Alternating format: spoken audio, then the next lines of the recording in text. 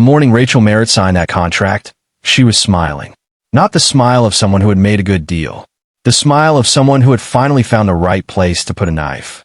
She stood in the gravel lot of a crumbling garage on the edge of Millfield, Ohio, in a cream-colored coat that cost more than the building she was selling, as she signed her name across the bottom of a one-page agreement without reading a single line of it. $500. That was the number she had chosen. Not because the garage was worth $500. Not because she needed the money, but because she knew exactly what that building meant to the man she had just divorced, and $500 was the most insulting number she could think of. She handed the pen back to the buyer. A quiet man in a gray work jacket who had shown up alone, said very little, and agreed to her price without negotiating. She turned to her attorney and said, loud enough to carry across the lot, "Make sure the deed transfers before he finds out." What Rachel Merritt did not know, what no one standing in that gravel lot knew, was that inside that crumbling building, beneath layers of dust and old canvas tarps, was a secret that Daniel Merritt had been protecting for 11 years. A secret worth $40 million. And she had just sold it for $500. Daniel Merritt was 43 years old and had the hands of a man who had never stopped working with him. He was not tall in the way that commands immediate attention. He was broad through the shoulders in the way that comes from years of actual labor rather than a gym membership. And he moved through spaces the way people move when they have learned that efficiency matters more than appearance. He had grown up in Millfield, in a house 3 blocks from the garage, in a family where money was discussed carefully and spent more carefully still. His father, George Merritt, had opened the garage in 1979, not as a business empire, not as an investment strategy, as a place where a man could do honest work and teach his son what honest work felt like. Daniel had learned everything inside those walls. He learned how to read an engine the way a doctor reads a patient, listening before touching, understanding before acting. He learned how to see past surface damage to structural truth. He learned that the most valuable things in the world were rarely the ones that looked valuable. George Merritt had told him that once, standing over a rusted shell of a 1966 Shelby GT350 that everyone else had written off as scrap. "The rust is just weather, son. The bones underneath don't lie." Daniel had never forgotten that. By the time he was 25, he had an engineering degree from Ohio State, a reputation in 3 states as one of the most precise vintage automotive restoration specialists in the Midwest, and a quiet partnership with a private collector network that sourced rare vehicle from estate sales, barn finds, and forgotten properties across the country. He was not famous. He had never wanted to be famous. What he wanted was the work. The particular satisfaction of taking something the world had discarded and returning it to what it had always been underneath. He met Rachel at a charity auction in Columbus when he was 31. She was beautiful and sharp and moved through rooms with the confidence of someone who had always been the most interesting person in them. He fell in love with her the way certain quiet men fall in love, completely, and without adequate preparation for what comes after. They married within a year. For a while it was good, then it wasn't. Rachel was not cruel in the beginning. She was ambitious, which is a different thing, but ambition without direction has a way of curdling into something harder to name. She wanted a life that looked a specific way, a house in the right neighborhood, the right social circles, the right events on the right calendars. Daniel wanted to work. The garage in Millfield, his father's garage, left to him when George passed in 2019, was not part of the life Rachel had designed. It was old. It was in a fading industrial neighborhood. It smelled like machine oil and history, and it was an hour and 40 minutes from the Columbus address she had chosen for their life together. She asked him to sell it twice in the first year of their marriage. He said no both times. Not loudly, not with argument or anger. Just no, quietly, the way a man says no to something that isn't actually negotiable. She did not forgive him for that. The marriage lasted 6 years. The divorce took 14 months and left Daniel with his tools, his truck, his daughter Lily, and a custody arrangement that gave him every other week and alternating holidays. It did not leave him with a garage, because Daniel had made one critical error during the asset division process. He had not listed the garage as a marital asset. It had been left to him before the marriage, in his father's will, and his attorney had advised him that inheritance property held separately was likely protected. Likely. The opposing attorney had found a single joint tax filing from 2021 in which the garage address had been listed under marital property improvements, a clerical inclusion that Daniel's accountant had made without flagging it. One line on one document. That was all it took. The court ruled the garage subject to division. Rachel did not want the garage. She wanted Daniel to know she could take it. What Rachel's attorney had cataloged during the asset division process was a crumbling commercial structure in Millfield, Ohio. 900 square feet. Corrugated metal roof with visible deterioration. Electrical system non-functional. Roll-up door seized. Assessed value by the county, $11,000. Her attorney had walked through it once, in November, on a gray afternoon when the light was poor and the interior was cold and dark. He had noted the concrete floor, the rusted shelving along the north wall, the old workbench with its surface of accumulated years, and the large shapes along the back and side walls covered in canvas tarps. He had not looked under the tarps. This was the detail that would matter. Daniel had begun collecting 11 years earlier, quietly and methodically, in the way he did everything.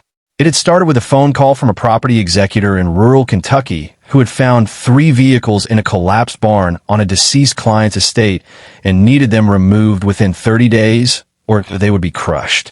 Daniel had driven down alone, looked at the 3 cars, and felt the particular stillness that came over him when he was in the presence of something the world had forgotten but not yet destroyed. He had paid the estate $4,000 for all 3. He had brought them back to Millfield in a rented flatbed trailer. He had covered them with canvas tarps, locked the garage, and told no one. Over the following 11 years, he had added to the collection the way a careful man adds to anything. Deliberately, selectively, only when he was certain. He was not a hoarder. He was not a speculator gambling on market movements. He was a man who understood, with the precision of someone who had spent 20 years studying it, exactly what certain objects were worth and exactly how the world consistently failed to recognize them until it was too late. The inventory he kept in a leather notebook in a locked drawer of the garage workbench told the story in numbers. Vehicle 1, 1966 Shelby GT 350 Fastback. The car his father had called beautiful beneath the rust, purchased from the Kentucky estate. 11 years of restoration, completed in full. Current market value at private auction, $1.2 million. Vehicle 2, 1969 Dodge Charger R/T, original 440 Magnum engine, numbers matching. Sourced from an estate sale in West Virginia. Restoration completed. Current value, $380,000. Vehicle 3, 1957 Ferrari 250 Testarossa, one of 19 examples confirmed to exist. Purchased privately through a European collector contact for $800,000 11 years ago, before the market fully understood what these were worth. Current value at major auction, $18 million. Vehicle 4, 1962 Ferrari 250 GTO, the car that made serious collectors speak in different tones. One of 36 ever built. Acquired through a private estate in northern Italy through a contact Daniel had cultivated for 7 years. Purchase price negotiated over 14 months. Current value, $20 million. There were 4 additional vehicles beneath the remaining tarps, ranging in individual value from $180,000 to $600,000. Total conservative estimate of the collection, assessed privately by an independent specialist Daniel had consulted 18 months before the divorce proceedings began, $42,700,000. He had paid Rachel's attorney's walk-through man $11,000 assessed value for a building containing $42 million worth of automobiles. Because the attorney had not looked under the tarps, and Daniel had not volunteered the information. His own attorney had advised him carefully on this point. The garage structure was the marital asset under dispute. The vehicles inside were personal property, separately acquired, predating the marriage, and documented as such in a private inventory maintained independently. He had not hidden the cars. He had simply not explained them to people who had not asked. The man who bought the garage for $500 was named Thomas Hale. He was 61 years old, a retired municipal engineer who had spent 32 years working for the city of Columbus and had moved to Millfield after his wife passed to be closer to his daughter's family.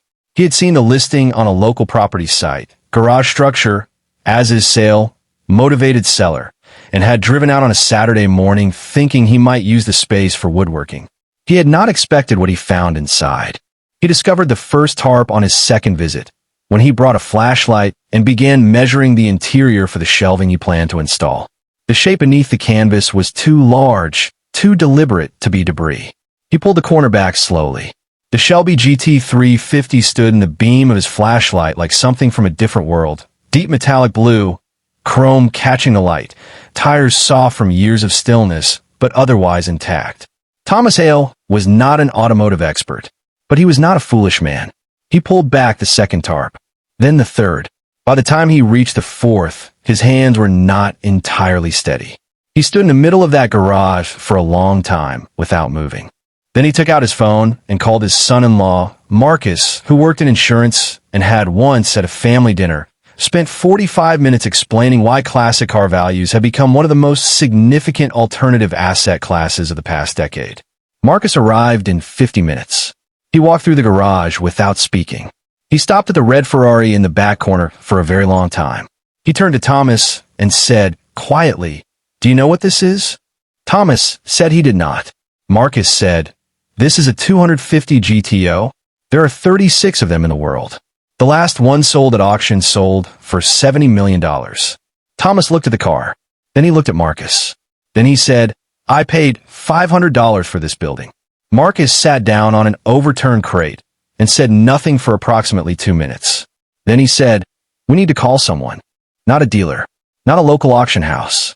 Someone who actually knows what this is." Meanwhile, Daniel Merritt was in Millfield.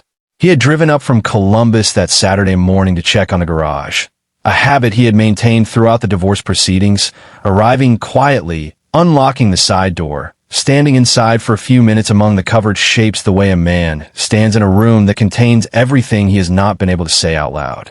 He pulled into the gravel lot at 9:47 in the morning. There was a truck he did not recognize parked at the gate. The side door was open. He walked in. 2 men were standing in the middle of his garage. One of them was on the phone. One of them was standing in front of the tarp that covered the 250 GTO, which had been pulled back to waist height. Daniel stood in the doorway. The older man turned and saw him. There was a long silence.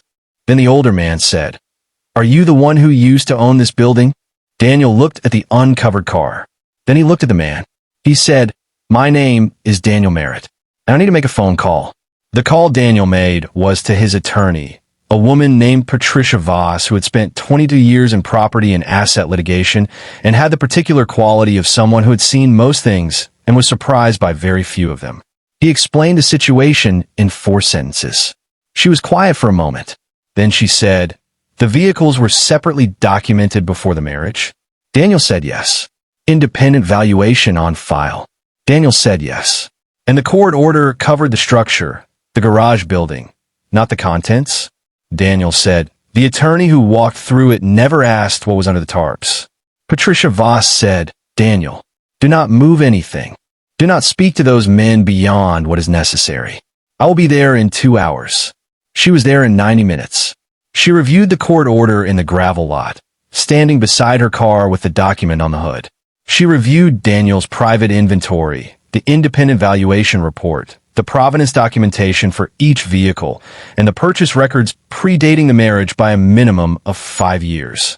She looked up. She said, "The court awarded Rachel the structure. The structure is a building. What was inside it was never listed in the marital asset schedule because it was never disclosed as a marital asset, correctly because it wasn't one. The buyer purchased the building. He did not purchase the contents. The contents belong to you." Thomas Hale, to his considerable credit, did not argue.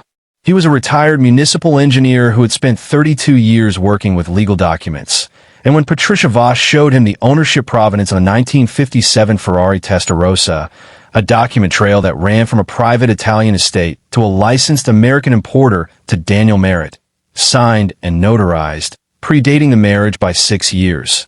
He read it carefully, folded it, and handed it back. He said, I bought a building. I understand that. He paused. I'd like to buy one of the cars, though. Properly. If you're ever willing. Daniel looked at him for a moment. Then he said, the Dodge Charger. It suits you. We'll talk. Rachel Merritt learned what had been inside the garage on a Tuesday morning, 11 days later.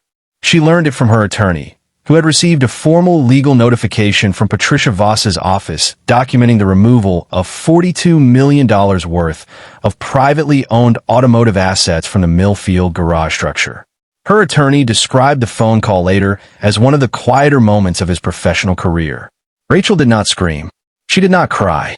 She sat on the other end of the line and said nothing for a very long time. Then she said, he knew. He knew the whole time. Her attorney said, the vehicles were legally his. They were never part of the settlement. Another silence. $500, she said. Her attorney said nothing. I sold it for $500. He said, yes.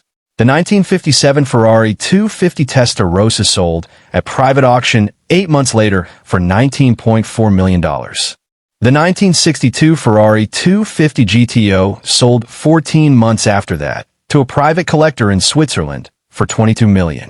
The Shelby GT350, the car Daniel's father had called beautiful beneath the rust, Daniel did not sell. He had it transported to a climate-controlled facility in Columbus, where it sat in Bay Number 1, restored to factory specification, bearing a small card on the dashboard in his father's handwriting that read, the rust is just weather. The bones underneath don't lie. Daniel Merritt did not hold a press conference. He did not give interviews. He picked up his daughter Lily from school on a Wednesday afternoon, took her to the diner on 5th Street where they always went, ordered her the pancakes she always ordered, and sat across from her in a vinyl booth while she talked about her day. She asked him if everything was okay. He looked at her for a moment. He said everything is exactly what it was always going to be. She accepted this in the way that children accept answers from parents they trust. And Daniel Merritt drank his coffee and said nothing more about it. Because some things do not require explanation. They only require patience. And he had always had plenty of that.